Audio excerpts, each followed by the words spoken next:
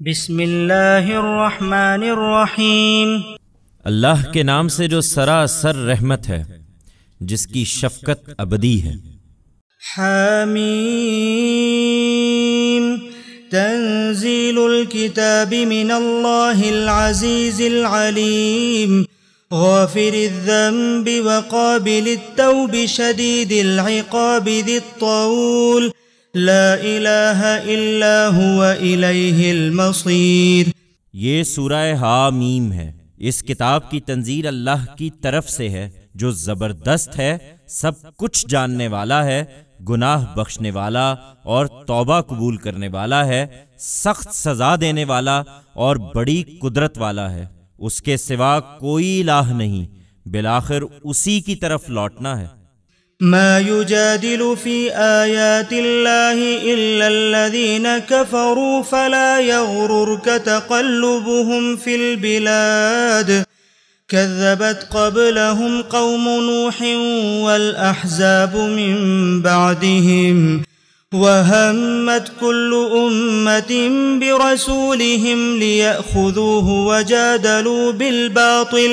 وجادلوا بالباطل ليدحضوا به الحق فأخذتهم فكيف كان عقاب وكذلك حقت كلمة ربك على الذين كفروا أنهم أصحاب النار۔ اللہ کی آیتوں میں وہی لوگ جھگڑے نکالتے ہیں جو اس کی پکڑ کے منکر ہیں، سو اس ملک میں ان کی چلت پھرت تم کو کسی دھوکے میں نہ ڈالے۔ ان سے پہلے نوح کی قوم نے جھٹلایا اور ان کے بعد کے گروہوں نے بھی۔ ہر قوم نے اپنے رسول پر ہاتھ ڈالنے کا ارادہ کیا اور باطل کے ہتھیاروں سے جھگڑے کہ اس سے حق کو پسپا کر دیں، تو میں نے ان کو پکڑ لیا۔ پھر کیسی تھی میری سزا؟ تیرے پروردگار کی بات ان منکروں پر بھی اسی طرح پوری ہو چکی ہے کہ یہ دوزخ میں پڑنے والے ہیں۔ الذين يحملون العرش ومن حوله يسبحون بحمد ربهم ويؤمنون به ويستغفرون للذين آمنوا ربنا وسعت كل شيء رحمة وعلما فاغفر للذين تابوا واتبعوا سبيلك وقهم عذاب الجحيم ربنا وأدخلهم جنات عدن التي وعدتهم ومن صلح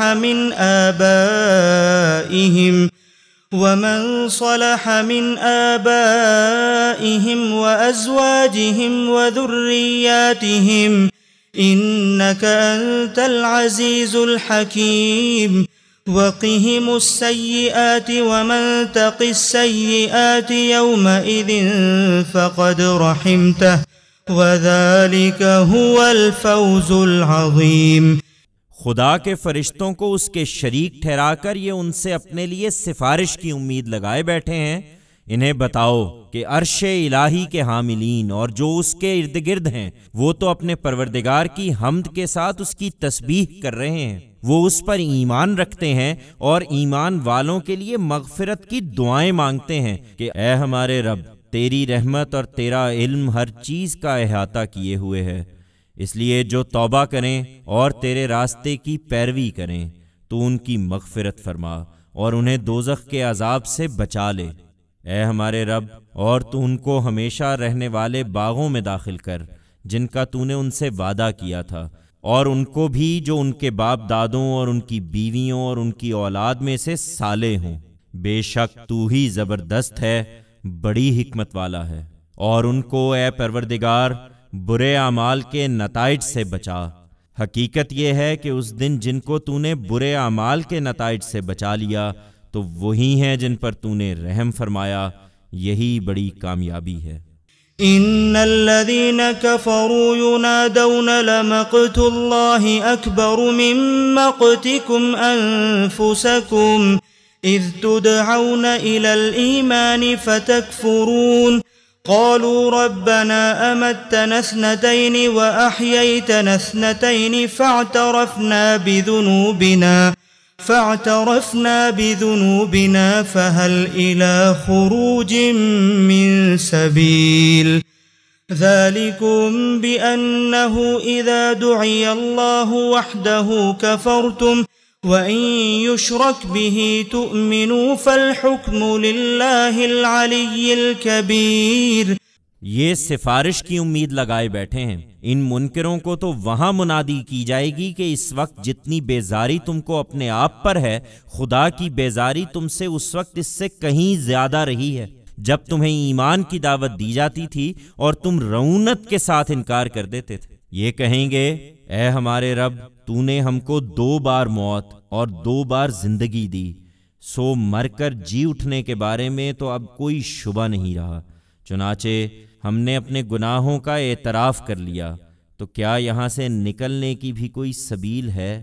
جواب دیا جائے گا تم اس انجام کو اس لیے پہنچے کہ جب اکیلے خدا کو پکارا جاتا تھا تو تم ماننے سے انکار کر دیتے تھے، اور اگر اس کے شریک ٹھہرائے جائیں تو تم مان لیتے تھے۔ سو اب فیصلہ اللہ بزرگ و برتر ہی کے اختیار میں ہے۔ هو الذي يريكم آياته وينزل لكم من السماء رزقا وما يتذكر إلا من ينيب فادعوا الله مخلصين له الدين ولو كره الكافرون رفيع الدرجات ذو العرش يلقي الروح من أمره على من يشاء من عباده لينذر يوم التلاق يوم هم بارزون لا يخفى على الله منهم شيء لمن الملك اليوم لله الواحد القهار اليوم تجزى كل نفس بما كسبت لا ظلم اليوم ان اللہ سریع الحساب۔ وہی ہے جو تم کو اپنی نشانیاں دکھاتا ہے اور تمہارے لیے آسمان سے رزق اتارتا ہے۔ اس سے یاد دہانی البتہ وہی حاصل کرتے ہیں جو رجوع کرنے والے ہیں۔ سو رجوع کرنے والو تم اللہ ہی کو پکارو، اپنی اطاعت کو اسی کے لیے خالص کر کے، خواہ ان منکروں کو یہ کتنا ہی ناگوار ہو۔ وہ عالی مرتبت ہے، عرش کا مالک ہے، اپنے بندوں میں سے جس پر چاہتا ہے اپنے حکم کی روح ڈال دیتا ہے تاکہ وہ لوگوں کو ملاقات کے دن سے خبردار کر دے۔ جس دن وہ خدا کے سامنے نکل کھڑے ہوں گے ان کی کوئی چیز بھی خدا سے چھپی ہوئی نہ ہوگی۔ پوچھا جائے گا آج بادشاہی کس کی ہے؟ اللہ واحد و قہار کی۔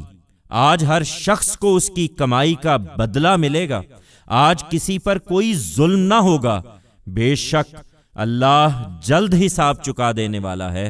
وَأَنذِرْهُمْ يَوْمَ الْآزِفَةِ إِذِ الْقُلُوبُ لَدَى الْحَنَاجِرِ كَاظِمِينَ مَا لِلظَّالِمِينَ مِنْ حَمِيمٍ وَلَا شَفِيعٍ يُطَاعُ يَعْلَمُ خَائِنَةَ الْأَعْيُنِ وَمَا تُخْفِي الصُّدُورُ وَاللَّهُ يَقْضِي بِالْحَقِّ وَالَّذِينَ يَدْعُونَ مِن دُونِهِ لَا يَقْضُونَ بِشَيْءٍ إِنَّ اللَّهَ هُوَ السَّمِيعُ الْبَصِيرُ۔